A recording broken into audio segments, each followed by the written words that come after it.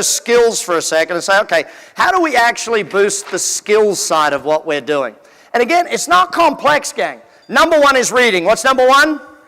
Can we gain more skills every day by reading more stuff? Yes or no? Yes. And if we're not doing reading every single day, or at least audio books, get in the car, podcasts in the car type thing. Next one, training. You couldn't help but listen to Tim Brown this morning. How hard did that guy train? How hard did he train? Immense amounts of training to get better and better and better and better. And this is where when we look at the number of business people that don't bother training themselves, or they learn a skill and they don't practice that skill. That's point 3 up here. Not practicing. I meet salespeople, I ask, how many times have you practiced your current sales script? And they just look at me and say, well, we don't practice it. We just use it. Practice your damn scripts. If you don't have scripts, do that first. But I meet salespeople who don't even know their script. I say, show me your script. How do you answer the phone? What are the exact words you use to answer the phone? And they're like, I say, well, is it different every time? Yeah, it's different every time. Well, that's not a script. Practice, practice, practice. Do you need to practice management systems? Yes or no? Practice leadership stuff. Yes, you got to practice these things. Don't just expect to perform better than you did last time without training or practice of how to get better. And finally, for skills, we got to do testing. If you're not measuring the numbers, testing if they're any good at the skill or not, then you can't actually upgrade their skills. You got employees who are doing a certain set of work, great, test them once a month and see what quality of work they're capable of. See what training they need. See what extra practice they're going to need for that person. But test them, measure their results, and the skills will get better. Now again, we got to get deeper into this, because the deeper we get, the more long-term the change, the better it's going to be for all of us. So beliefs is next. What's next? So first thing I say is rituals. Rituals enforce beliefs. You can call them habits. I call them rituals. A habit is something that you just kind of do. A ritual is something that you proactively decide that you're actually going to do. So you build rituals in place that keep building positive belief structures for you. Consistently aim at rituals that build positive belief, that build you into that sort of thing. Like, is the ritual of reading the newspaper going to build positive belief in your mindset? How about the ritual of watching your Facebook feed? How's that one? Is that a ritual? It's amazing number of people, they wake up, first thing they do is open Instagram or Facebook or some other stupid shit. Why would you do that to yourself at the start of the day? Let me open Facebook and see what stupid shit my friends are doing. All that's going to give you is FOMO, fear of missing out.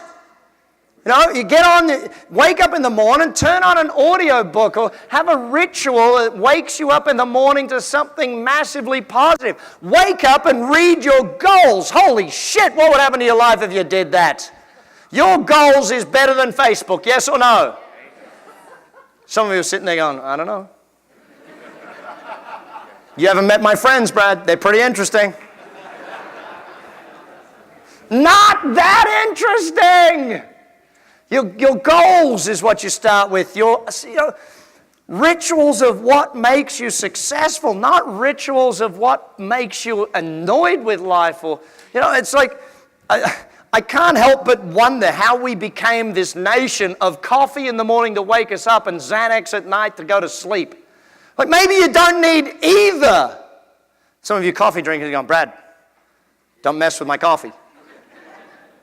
Well, it's amazing what happens. See, sometimes we get so addicted to certain behaviors. See, the B word, behavior, belief. Do you understand? That's what we're looking at here is the be, do, have. We get addicted to certain behaviors that consistently make us less successful, not more successful. If you looked at your current behaviors, how many of those are building less success and how many are building more success? Next one on our list, the belief. I'm going to attack some global beliefs here for a second. What type of beliefs? Now, what is a global belief? This is something where you believe the whole world works this way type thing. Let's imagine your global belief that Australians were all criminals. Well, technically, yes, we were all criminals 200 and something years ago. The English sent all the fun people to Australia. You walked into a room where your wallet or purse was sitting and it had gone and there was an Australian in the room. Because of your global belief, what would you immediately think? Not Brad, the Australian. There's other Australians here. Could have been Travis Bell, for goodness sake. He's got that weird freaking haircut. It's more likely to be him. I at least look straight-laced. Now it's Mexicans. Thank you, Arcelia, for pointing that out. Seeing as you are Mexican, you're allowed to say that. I'm not. See, you start thinking about what global beliefs you have. How many of you have friends who have a global belief that business is risky? Anyone got friends like that? They look at you and go, you went into your own business, business is risky? And you look at them and go, well, you're an idiot. Because business is only risky for people who don't know what they're doing. You know, how many of you have ever had a point in time? I still remember when I had the global belief that it's hard to get good people. How many of you ever had that global belief? Hard to get good people. That one was a killer for me for a long time. While I believed it was hard to get good people, what sort of people did I get? Not good people. Have to change it up. See, start thinking about some of the global beliefs you have around business, around money, around things, and just start saying, they pop up every day in your thinking, and they just pop out, and you just, well, you know, that's that. And you go, when did I accept that as my belief around the world? How did I pick that belief up as something that I would believe for the rest of time? Third thing on my list, if beliefs can change. What's the reality? Beliefs what? Can change. Now, sometimes it takes a lot to change a belief. Sometimes it takes a massive emotional event to change a belief. You know, and things, sometimes it's like, you know, something has to happen massively for you to go, well, maybe I can. See, sometimes I know as a coach, one of the things I love doing as a coach is taking some of my clients out and doing things like skydiving. Or I used to do a lot, and Tony Robbins does it. He makes you walk on fire, right? Another one of my friends is a teacher. He holds an arrow to your neck and holds you, and you break the arrow while pushing it into your neck. You know, for me, it's real simple. I don't care what it is you want to do, but sometimes it takes doing that stuff for you to get over what had to happen before. And sometimes you got to go and put yourself out of your comfort zone to realize just how much is possible for you. So maybe some of you in this room, you need to get some belief and just say, you know what?